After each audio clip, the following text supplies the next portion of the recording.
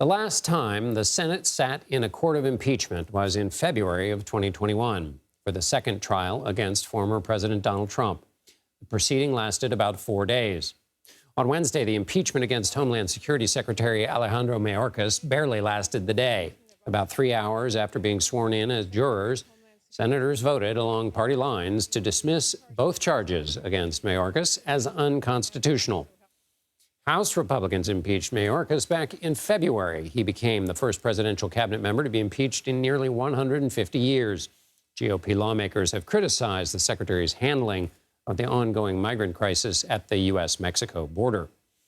While Secretary Mayorkas gets to keep his job, House Speaker Mike Johnson's future is still uncertain as he pushes his foreign aid plan out into the world. The Louisiana Republican said Wednesday he will be moving forward with his four-part proposal for Israel, Ukraine, and the Indo-Pacific region.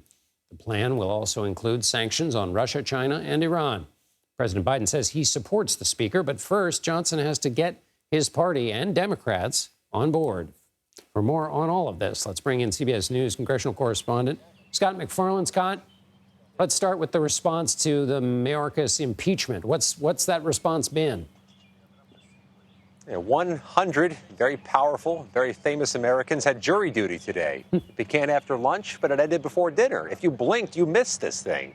It was mostly an argument about procedures, about what the Senate should do with this impeachment proceeding. It was senators talking to each other, debating each other. There was no trial.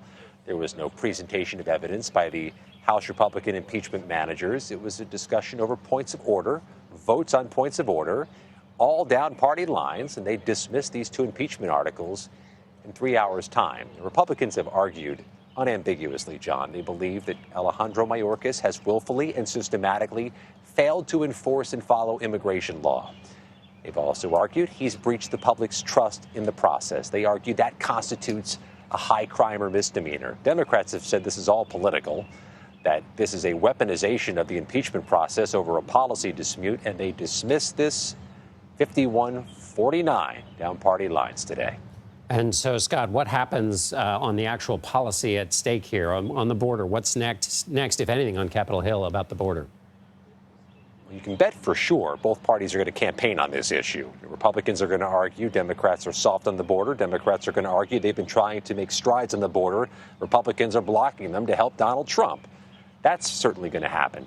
The U.S. House tonight is unveiling another piece of border legislation, one that seems to, at first glance, mirror a bill that already passed the House in 2023 that may not have the requisite support of Democrats to actually become law. So it falls right back into that argument, John. Democrats saying they're trying to do things. The Homeland Security Secretary is asking Congress for new powers to deal with the migrant crisis, and Republicans saying he's not doing enough. It's a campaign issue for sure. But they are trying to do something on foreign aid, which turns us now to the fortunes of the House Speaker. So it's a four-part foreign aid plan. You spoke to the Democratic Congressman Dan Goldman about the proposal, and here's some of what he had to say. Speaker Johnson appears now to finally be doing the right thing. I applaud the Speaker for bucking the extremists, arsonists in his party who want to favor Vladimir Putin on behalf of Donald Trump over our Democratic ally, Ukraine. So, Scott, what are the objections to these bills that Johnson's putting forward? We're about to find out, but Congressman Goldman is not the only one saying that based on what he sees, this could have 300-plus votes in the U.S. House at a time when it's hard to get 300-plus votes for anything. Deconstructing the meal, having all of these things separate, Israel in one vote, Ukraine in another, Indo-Pacific in another, the sanctions in another, and then wrapping them up at the very end could help thread a needle. Get Democrats to vote sufficiently, Republicans to vote sufficiently to pass all of them at a time when Republicans by the dozens don't want to fund Ukraine.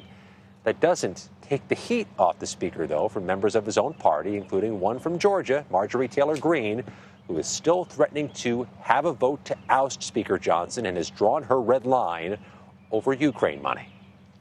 So we'll look to see if she does anything after that vote takes place. Scott MacFarlane on Capitol Hill. Thank you so much, Scott.